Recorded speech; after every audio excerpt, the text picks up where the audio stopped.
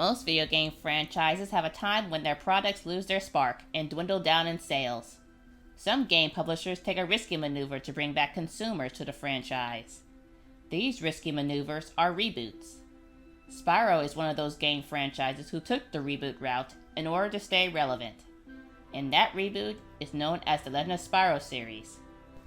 For those who are unfamiliar with this version of Spyro, the Legend of Spyro Trilogy was a series reboot within the Spyro franchise that took on a more darker, mature form of the Spyro character and his world.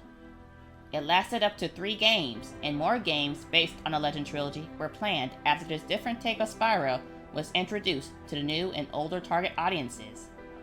But after getting low sales, including from its concluding story title, the Legend of Spyro universe was dropped, and Activision went on to make new ideas for the Spyro license.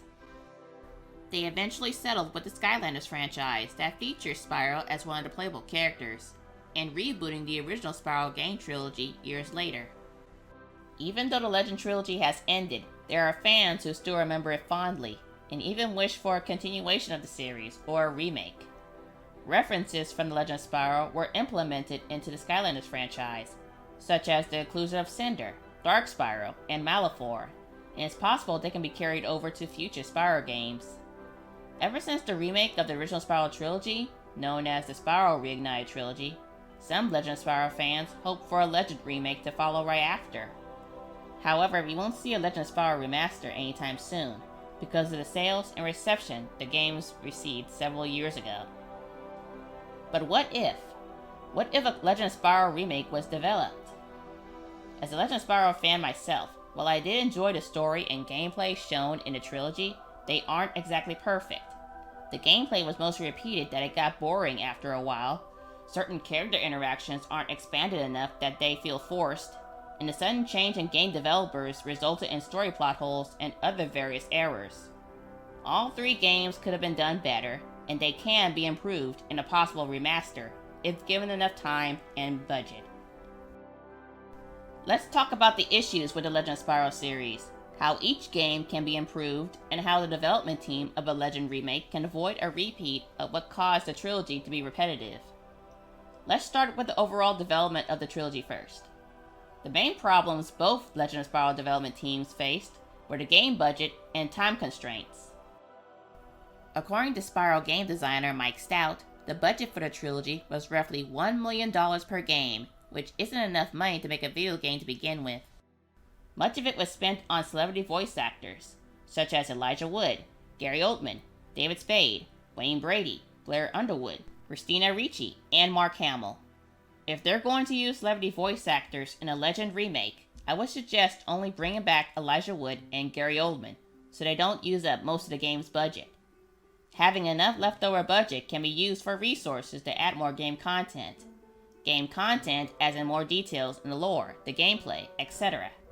Hire underrated voice actors who can act, who don't take up too much of the budget, and not actors who just read the lines like Christina Ricci did. Spyro, let it go. He'll be fine. Come on, we have to move. The art style for the Legend Trilogy wasn't consistent either, mainly because the last game title, Dawn of the Dragon, was developed by a completely different game developer called Etron Slibelou. That sudden change in art style and art direction caused several story plot holes, gameplay, and character design confusions. And the tight schedule they were given to develop Dawn of the Dragon didn't help matters much either. But I'll get to that later in the video. Let's begin with the first title of the trilogy, Legend of Spyro: A New Beginning, which was developed by Chrome Studios, who created the universe that surrounded the Legend series. Currently, I have no issue with the gameplay that was shown in this game, but perhaps it can be improved so it doesn't feel so repetitive. The game's lead concept artist, Jared Polin, mentioned the team having planned a mini-quest for Spyro during the first levels of the game. Spyro would go around and collect Ignitus' helmet, shield, and lance in the swamp as a way to develop his friendship with Ignitus, showing the young dragon an idea of dragon culture and Ignitus' past as a military leader. It would have also increased Ignitus' feelings of failure. But due to time constraints during development, the mini-quest was scrapped, but 3D props of the helmet, shield, and lance are still found throughout the swamp somewhere in the level. There are also several creatures that were scrapped that would have appeared in the first game, such as a stone jaguar for tall plains, or a turtle swamp creature, even a variation of the snail rider, an enemy that was later introduced in Legend of Spyro the Eternal Night. The concept art done for A New Beginning and its sequel, The Eternal Night, tells details about the characters, the props, landscapes, critters, enemies that can't be passed up. If they are going to do a Legend remake, have the new development team look over these concept art and notes written on them. For example, on one of the artworks for A New Beginning, there is an art piece of Voltaire being gagged by an iron muscle that Sparks the Dragonfly would have unlocked to free Voltaire's mouth. This would explain why Sparks mentioned Voltaire being gagged in the story, when in the final version of the game, Voltaire wasn't gagged in any shape or form while under the watch of the Ice King. For story expansion, I would love to see more character interactions between Spyro and his Dragonfly adopted parents, the Dragon Guardians, and other characters. They can even add more female characters into the cast, so Nina and Cinder aren't the only females in the game and the whole entire trilogy. After the events of A New Beginning, there was a story detail revealed by Jared Poland about the Guardians having a discussion about whether or not they should accept Cinder back into Dragon Society, letting her stay at the Dragon Temple with them. Ignitus greatly supported the idea of reintroducing Cinder back into the Dragon Fold, since he felt entirely responsible for having failed to protect her egg on the night of the raid. While Terrador agreed with Ignitus in support of his old friend, Cyril was the most vocal against the idea, but he relented only after Voltaire kept chattering about the pros and cons of accepting Cinder back. If there are other details for this game about the lore and character development that Chrome Studios had planned, I want them to have the chance of adding them into a remake of A New Beginning, if given enough budget and development time. One of the notable story additions I recommend is building up Spyro and Cinder's relationship between the first and second games. At the time, the Spyro producers at Sierra Entertainment and Chrome Studios originally didn't intend to have Spyro and Cinder fall in love, but after they saw the fans shipping the two dragons together after the first game, it prompted Chrome Studios and the Sierra producers to consider making the pairing canon, but late in story development. If they're going to do a remake on The Legend of Spyro and keep the Spyro Cross Cinder ship canon, the development team of said remake should build up their relationship with each other during the weeks Cinder stayed at the Dragon Temple, without their connection feeling so rushed and shoehorned for the sake of fan service. Have a level or two around the temple grounds or the swamp, where you can play as Spyro or Cinder. Make them have their own little adventures, like the animated short for the Eternal Night. Anything to make their relationship flesh out more that warrants a love connection. The second title of the trilogy, and sequel to A New Beginning, is The Legend of Spyro the Eternal Night. It is basically the same in terms of art style and gameplay, but they're both more expanded in story, elemental upgrades, and cinematics. However, because of the limited budget and development time, most of the enemy characters and bosses had to reuse several animations from the previous game. For gameplay mechanics, I would suggest turning down the severe difficulty spikes in some of the levels and bosses of the game. Maybe add something new to the fray alongside Dragon Time, so the gameplay wouldn't feel so repetitive. I believe the most clickbait segment of the game was when Spyro was pitted against Cinder by the scavengers in Felmuth Arena. While it lets fans to believe that they were going to fight Cinder, that suddenly changed when the apes launched an attack on the scavengers, capturing Cinder and allowing Spyro and Sparks to escape through the chaos. The cutscene shown in the final game was too sudden and has the potential of being extended.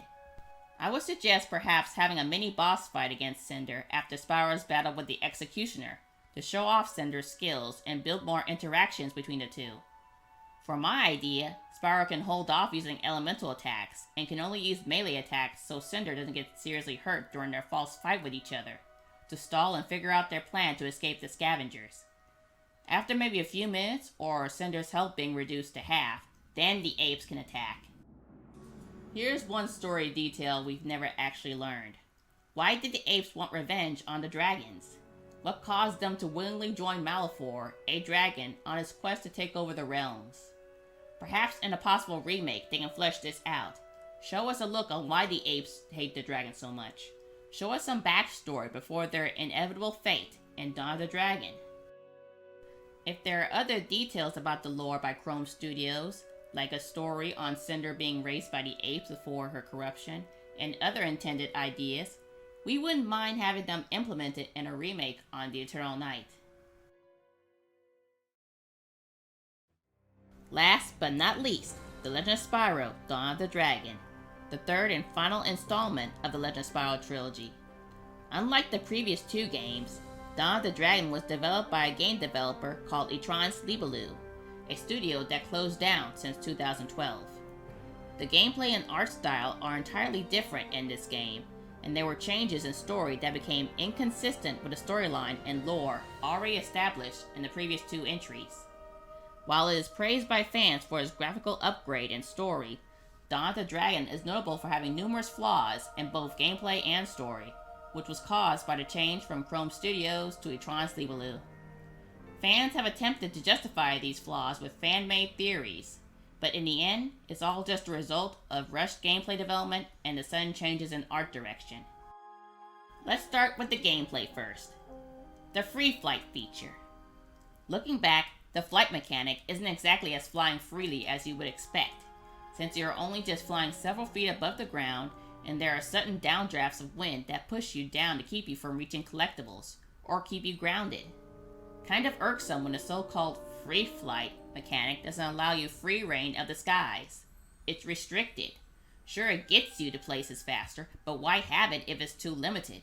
Why bother calling it free flight if the mechanic itself is so inadequate? I can understand having players flying freely can break the game, but why advertise it as free flight when you can't exactly do that? I highly recommend fixing this if the developers choose to bring it back. Make the free flight mechanic work, have platforming aspects that goes along with it, or have a stamina meter that warrants Spyro and Cinder not being able to fly higher, that causes them to need volcanic updrafts, or having to go the long way around.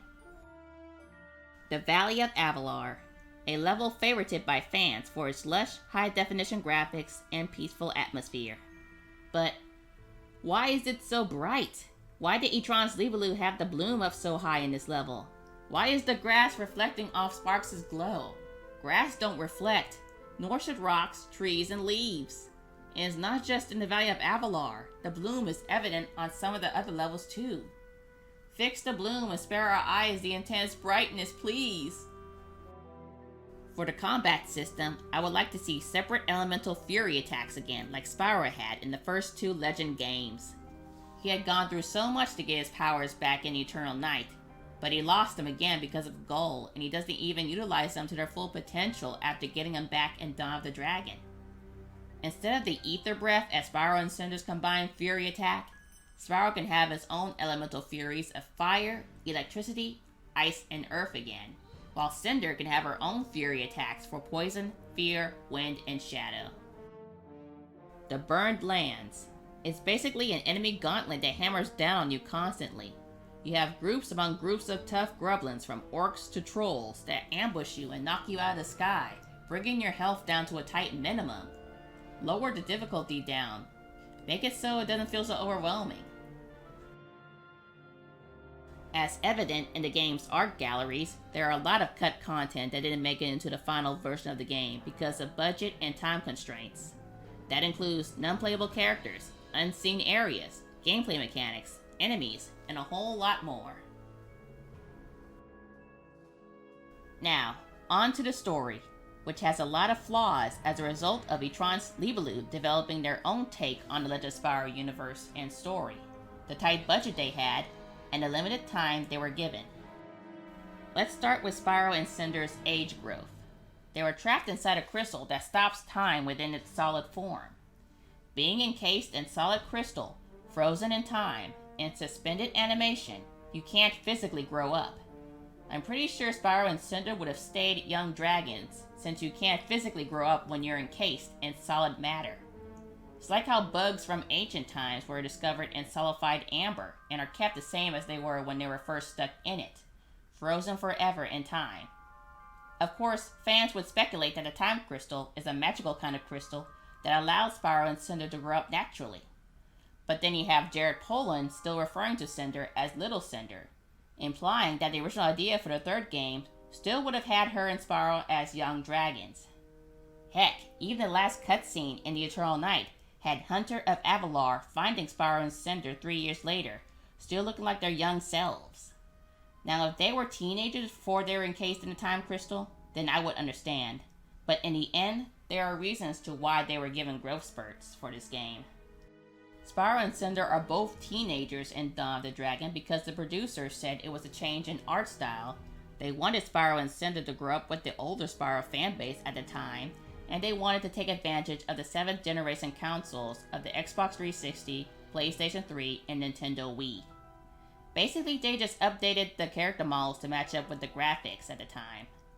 Had Chrome Studios developed Dawn of the Dragon, Spyro and Cinder's designs would have remained the same as they were in the previous game as intended.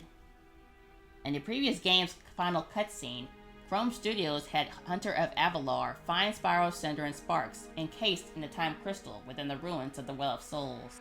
However, that was retconned by Trans Libelu, who rebooted that story detail into having the Gremlins finding them first instead of Hunter. I've seen a few game developers make the same mistake of retconning certain storyline details already established in previous game titles. It only causes confusion, and I wish they would just stick to the lore and story that's already happened, and continue after what happened in previous stories. More cutscenes were even planned for Dawn of the Dragon, including ones that would have had Voltaire and Cyril have more dialogue than what we were given in the final version of the game. Another cutscene was scrapped that would have showed Cinder actually putting on her platinum jewelry as a way of facing her fears of being Malfoy's puppet again. But due to time constraints, none of these cutscenes were created.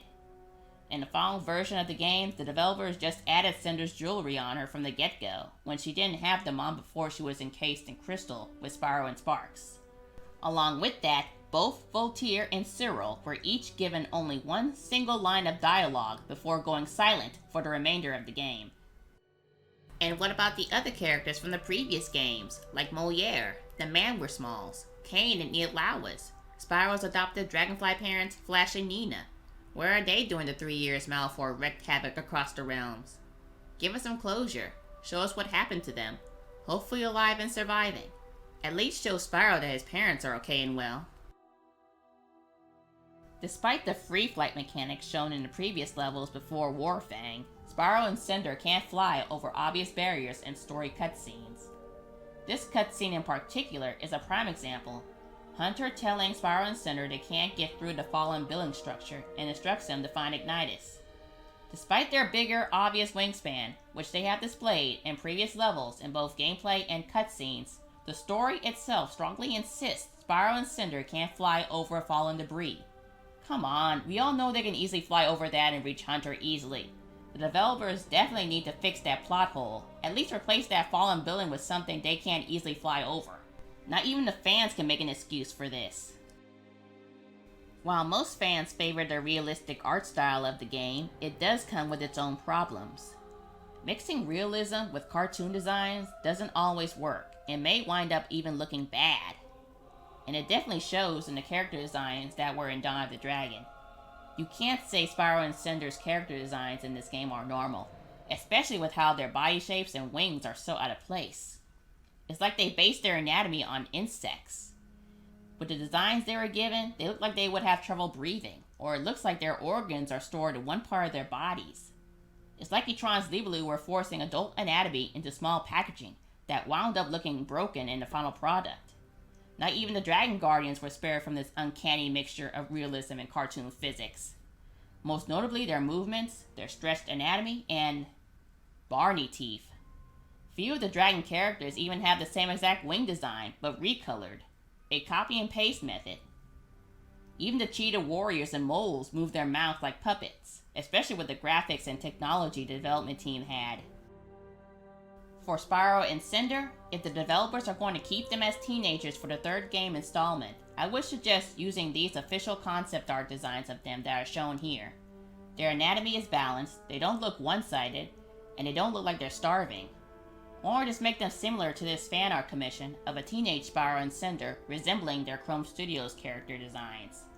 If you are a game developer, and you are going for an art direction that's different from a game that had a different art style, At least stick with one art style that works design-wise and anatomy-wise, and don't make characters look so broken. About Spyro and Cinder growing up into teenagers in this game. If you look closely, they're still the same size as they were in the Eternal Night, like they never grew up an inch. This is another case of changing of art styles. While the characters look different, they will still remain the same height. If you're going to make a character a teenager when they were children in the previous game, at least show that they've grown. Make them a few inches taller instead of just keeping them kid-sized. Next, please fix Cinder's scale color and keep her black in the third game as she was intended to be. Her corruption by Malefor that made her scales black in the first place was supposed to be permanent, as implied by Jared Poland's discussion on the ether element.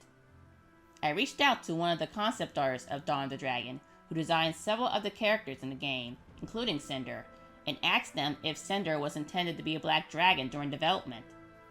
The reason she was suddenly made dark purple in Dawn of the Dragon was because the game director chose the Cinder character design that had the dark purple color. Just went and chose a dark purple Cinder out of all the other Cinder designs that likely had the original black color scheme. There is no in-game story behind the color change. It's just another change in art direction. Let's not forget that the Chronicler was the color gray back in the second game, The Eternal Night. Utron's Levaloo suddenly made him bright blue in Dawn of the Dragon. Suddenly making a dragon character dark purple in the last story installment, just because of a change in art direction, directly clashes with the Purple Dragon lore already established in the previous titles. For game developers out there working on games within the game franchise, don't create more story plot holes if you're not going to do research on previous games and the lore they already made.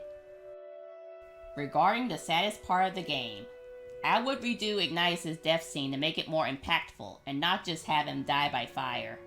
I mean, come on, a Dragon Guardian who is the master of fire dies in fire.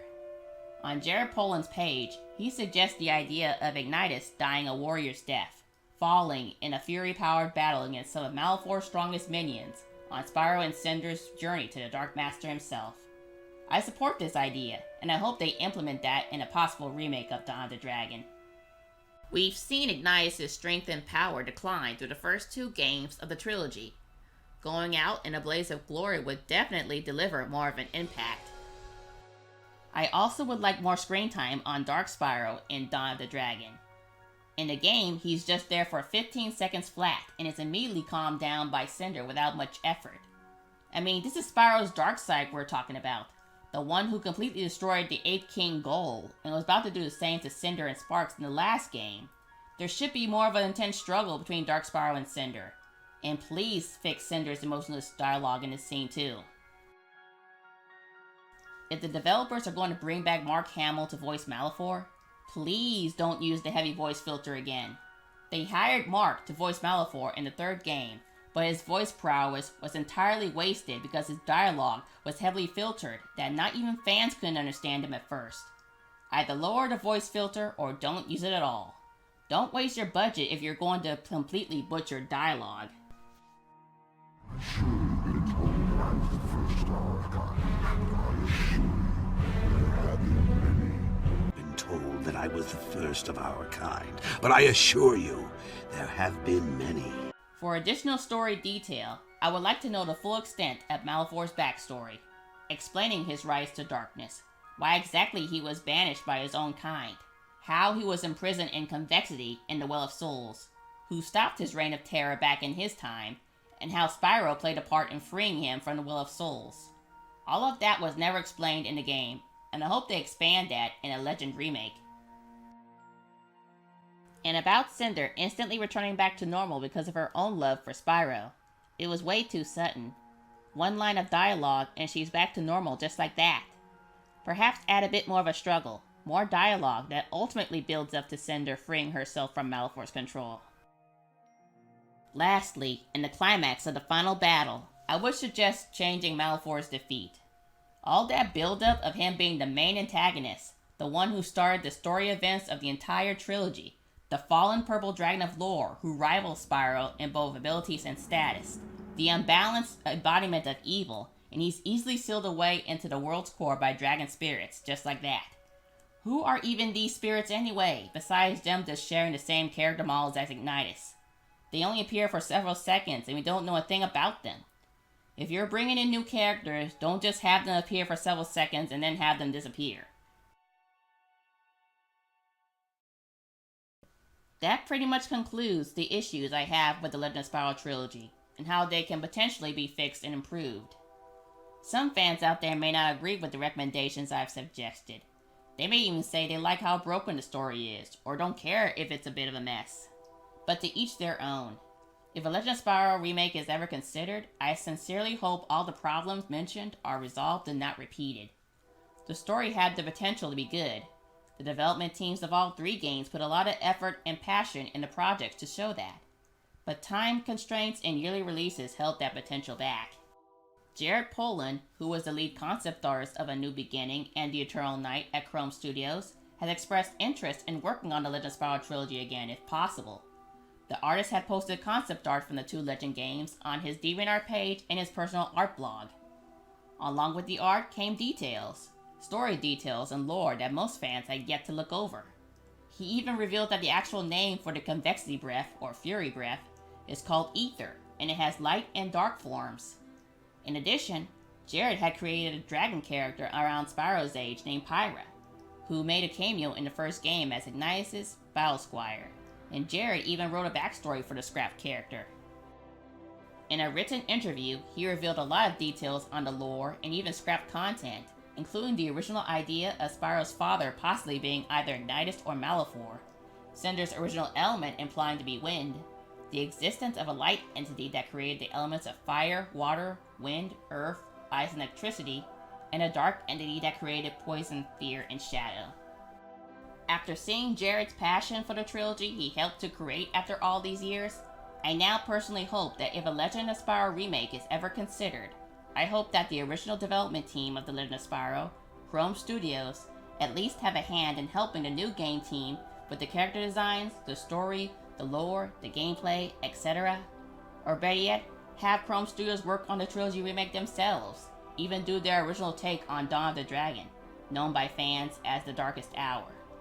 Bring back Jared Polin, bring back Cinder's original designer Bruno Rhyme, bring back everyone from the original team. Why am I saying this? Because the Chrome Studios team of the Legend of Spyro series was more familiar with the story and its universe than the developers of Dawn of the Dragon. No offense to Etron's Libelou, but Chrome Studios created the Legend of Spyro world, and in my opinion, they should have ended the story on their terms.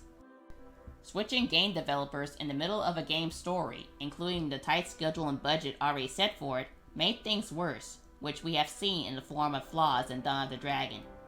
I sincerely hope that in a remake, the publisher and game developers balance the budget, balance the development time, don't rush the story, and correct the errors and mistakes that were made. Recently, Activision revealed that they plan to do new Spyro content, and no longer wish to do remakes. While we can't expect the Legend of Spyro remake anytime soon, we can however expect references and carry-ons from the Legend reboot in future Spyro games, and the trilogy would only live on through its remaining game copies, its fans, and their fan works. Perhaps one day the Legend of Spyro Trilogy can be revisited, and it can be improved and hopefully be put up to its full potential. Although I don't have high hopes for it, since most game remakes and remasters are the same as their original versions. If said remakes are announced, and more content on the character build-up and lore are going to be added to them, I sincerely welcome that day.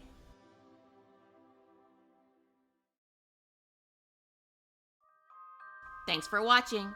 Be sure to like or favorite this video, or subscribe to my channel.